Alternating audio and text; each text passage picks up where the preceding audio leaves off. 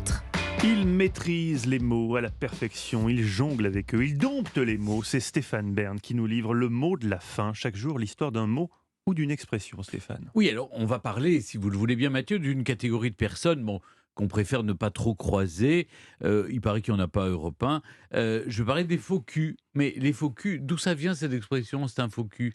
Déjà, Des gens qui disent quelque chose et et qui qui pensent pensent le le contraire. contraire. Mais déjà, Oui. vous avez raison, Stéphane, aucune trace à Europe 1 de ces personnes Ouais. qui disent l'inverse de ce qu'elles pensent. Et donc, je pose la question, d'où viennent les faux culs? Mais ça vient du XVIIe siècle, voyez-vous.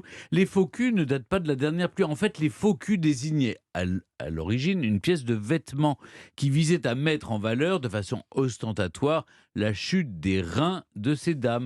Vous savez, la dernière qui en a porté, c'est Pippa Middleton pour le mariage de sa sœur Kate.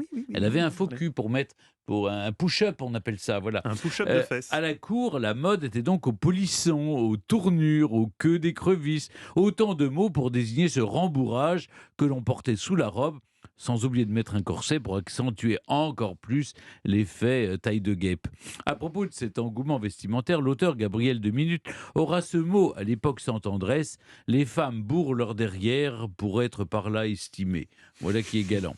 Bon, rapidement, on dira faux cul pour toutes celles et tous ceux qui misent tout sur l'apparence. C'est-à-dire, en fait, ce qu'on a, c'est pas forcément ce qu'on voit. Alors que le faux jeton, c'est aussi une expression qu'on dit, ah, c'est un faux jeton. Ça, c'est une expression qui date du Moyen-Âge. À l'époque, pour faire des calculs, quand on souffrait d'illettrisme, on se servait d'une réglette, vous savez, avec des jetons pour faire ses comptes. Les jetons ressemblaient à de la vraie monnaie. Les faux jetons s'en servaient donc pour tenter de duper les honnêtes gens. Si vous le voulez bien, concluons sans faux semblant. N'oublions jamais que quand la franchise sert de tremplin à la bêtise, on se surprend à regretter l'hypocrisie. C'est pas de moi, mais c'est du regretter Guy Bedos.